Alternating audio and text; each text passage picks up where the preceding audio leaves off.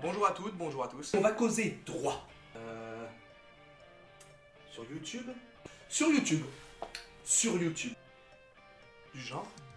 Actualité, fondamentaux, révision, tout ce que vous voulez. Il n'y a pas de raison que le droit soit en reste sur YouTube. Tu te conduis comme un débutant à la con, mais moi je suis un professionnel. D'accord, mais pour cette première vidéo, Juste la base. oh, la base, Est-ce que, dans la mesure où le droit devient de plus en plus accessible aux citoyens, ouais.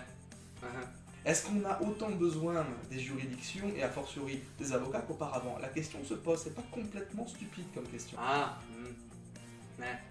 C'était annoncé, hein. Remettre en doute sa propre utilité juridique. Niveau introspection, ça se pose quand même là. Ça a l'air bête comme ça, mais à y réfléchir de plus près, ça paraît toujours aussi bête, mais faites un effort. Hein. Si on y réfléchit une ou deux fois supplémentaire... Que l'on constate bien. Aujourd'hui, on assiste à une vague de vulgarisation dans plusieurs domaines, scientifiques, médical, même artistique. Et le domaine juridique, lui, n'est pas non plus en reste. Depuis maintenant quelques années, on a des sites comme le service public qui s'est mis en place, comme Légifrance, comme même de plus en plus de blogs juridiques et de vlogs, car sur YouTube, je ne suis pas le premier à m'exprimer devant une caméra.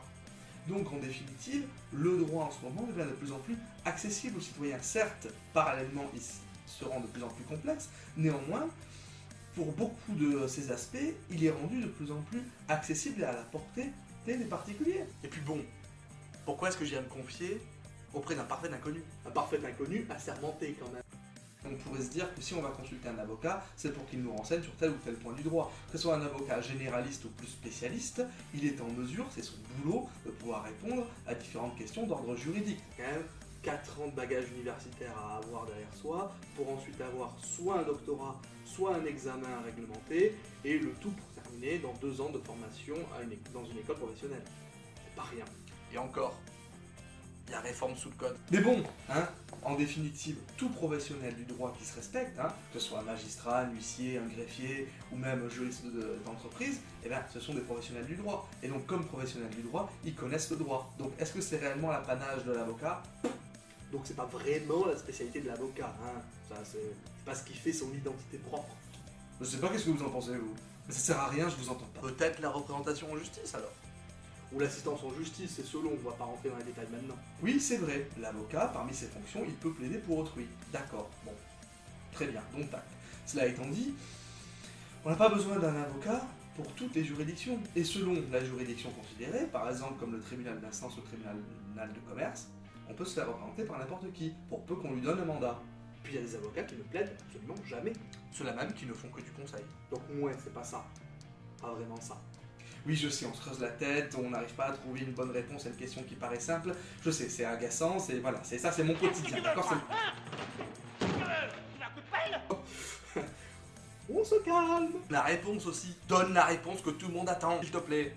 À mon sens, ce qui fait la spécificité propre, la caractéristique même de la profession d'avocat, c'est que c'est un intermédiaire entre la justice et le particulier, entre les attentes et les exigences de la juridiction et les considérations au quotidien du justiciable. C'est quelqu'un qui doit être vigilant, qui doit pouvoir observer un dossier et lui apporter par son expérience de la pratique des points d'indication de finalement, c'est un peu une vigie. Et en lui disant, attention, là ça vaut le coup dans la défense de vos intérêts de les faire valoir par des attestations, par l'avis d'un professionnel, par un conseil d'huissier. Et à l'endroit de la juridiction, c'est le travail de l'avocat de venir mettre l'accent sur tel ou tel point de son argumentation juridique, soit via de la jurisprudence, soit via de la doctrine. En soi, l'avocat, c'est avant tout un intermédiaire entre deux mondes qui ne se comprennent pas nécessairement, entre la sphère des particuliers et la sphère juridictionnelle. Oui. Dit comme ça aussi. Non mais c'est vrai que c'est pas le premier truc qui vient à l'esprit. Et c'est pas fini, c'est pas fini. Il reste encore une chose qu'il faudrait pas oublier. Alors une seule, hein, une seule.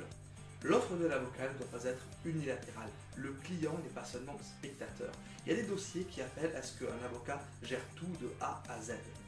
De l'établissement des faits à l'argumentation juridique jusqu'à leur formulation. Très bien, parce que ce sont des dossiers qui sont complexes et qui appellent à une expertise du coup qui soit complète. J'ai dit une seule. Il y a des contentieux qui peuvent être plus simples, où le client peut accepter de se prendre en main lui tout seul. Cependant, il peut formuler des arguments qui, eux, auront été à valider au préalable par un avocat. Oh, je m'ébobille.